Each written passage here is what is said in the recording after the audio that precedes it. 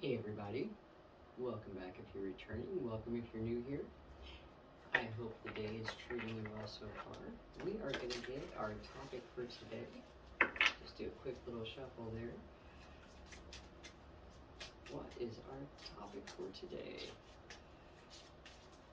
I hope the new year is treating you well. Let's see what we've got.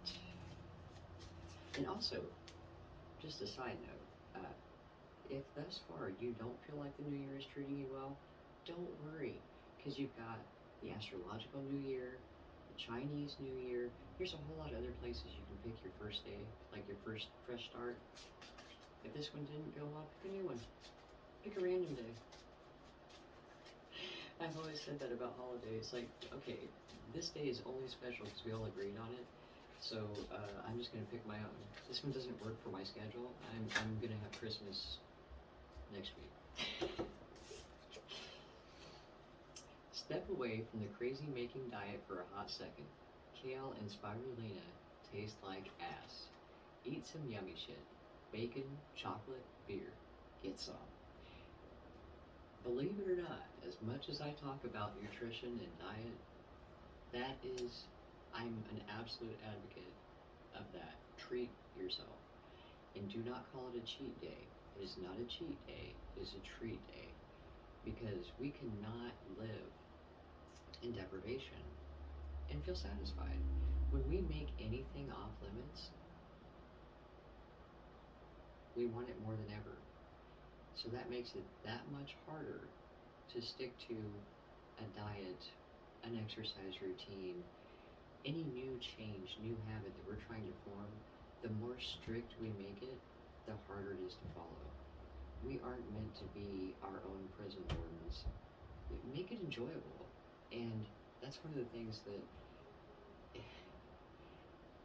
a lot of times at New Year's, people say, make your resolutions.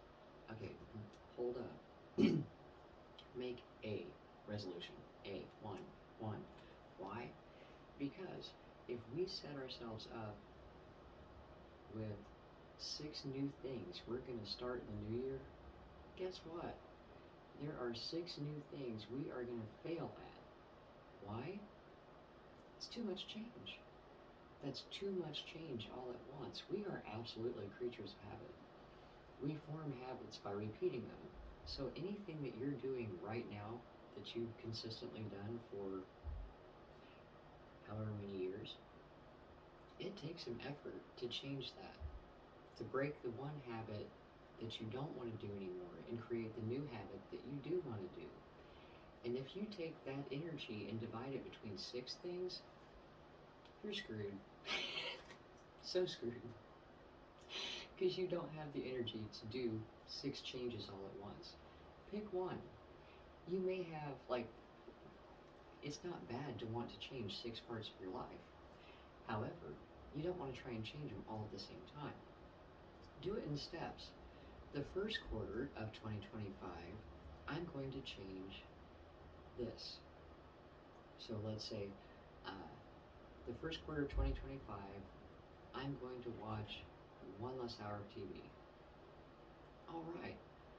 The second quarter of 2025, during that 1 hour that I'm not watching TV, I'm going to walk.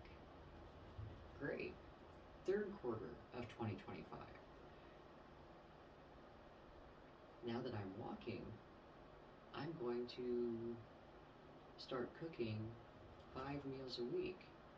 Maybe I'll meal prep on Sunday. And that way I've got 5 healthy meals prepared. That's great, because you've got 3-month segments to get the momentum behind that habit that you're trying to change or create, and you can focus on that. After 3 months, you should be fairly steady on that one. Perfect. Now you can introduce the second one. If January 1st you try to do 6 things different, by January 5th you're going to think you're a turd. We set ourselves up for failure by trying to achieve too much, too fast, and then believe that we can't do it. And that's not true. It's just a matter of, look, if you've been watching 3 hours of TV for the last 10 years, it's going to take some effort to cut back on that. Don't try to change your diet, your exercise, your eating habit, like everything all at once. So that's why step away from the crazy making diet for a hot second. Along with that, make your goal to be healthy, not skinny, because skinny's not always that great. Like right now, I'm really skinny. That's because I've been sick. Skinny is when they say you can't be too rich or too thin, there are people that will argue with you. If you're skinny and not healthy, you have not accomplished anything because your body doesn't perform as well. You don't feel as well. You don't have the energy that you should. Starving yourself is going to put you in a worse position than being a little chubby. Not to mention, if there's a famine, skinny people die first. They don't even have anything left for people to eat to survive. And I know that's gross, but it's supposed to be funny. So, be realistic about your goals and don't make them about some number on the scale. If you are trying to lose weight, make it about how you feel. How do you feel? Do you have energy? Do you have, did you reduce the amount of heartburn you have from a bad diet? Try to make things about how you feel, not how you look. Because we talked about this earlier this week about an appearance is a very shallow concept. It's just an appearance. What's behind it is so much more important. People can look very healthy and very fit and be near death because they've overrun their body with all kinds of drugs and like weight loss drugs and steroids, and there's so many things that can create what looks good on the outside but leaves the inside a hot mess. You're still not healthy just because it looks good. I mean, my God, have you seen some wax food? They're like food displays where they make the food and cover it in wax and it looks delicious, and oh, can you imagine trying to eat that? Because it's just the outer appearance. And so don't deprive yourself. Don't pressure yourself to unrealistic goals. Give yourself a chance to succeed.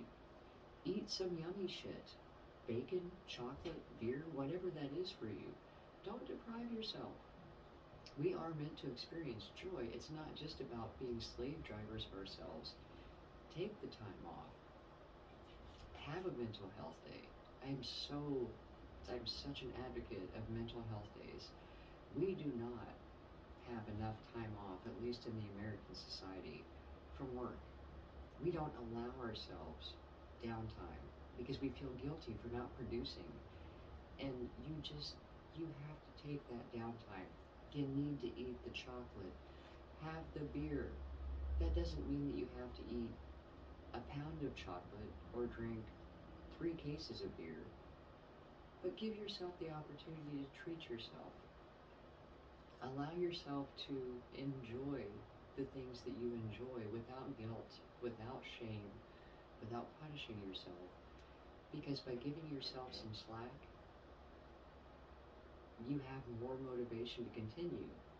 When you're in constant deprivation, you don't feel like continuing. You're not motivated to achieve your goal because you feel like you're being punished and deprived. Even if you're doing it to yourself, you're going to rebel against yourself. And then you have this whole guilt, shame thing going on. We've talked about that too. That's very low energy. Instead, celebrate your progress, celebrate your victory, get yourself some bacon, and let it be a celebration of your progress rather than something to feel guilty about. So, don't overwhelm yourself. We are human. We are not meant to achieve everything today. It takes time. It takes time to form a habit.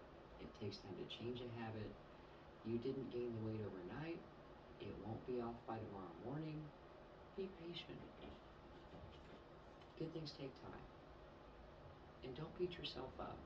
Negative motivation is not a thing. So, I hope that helps. I will talk to you soon.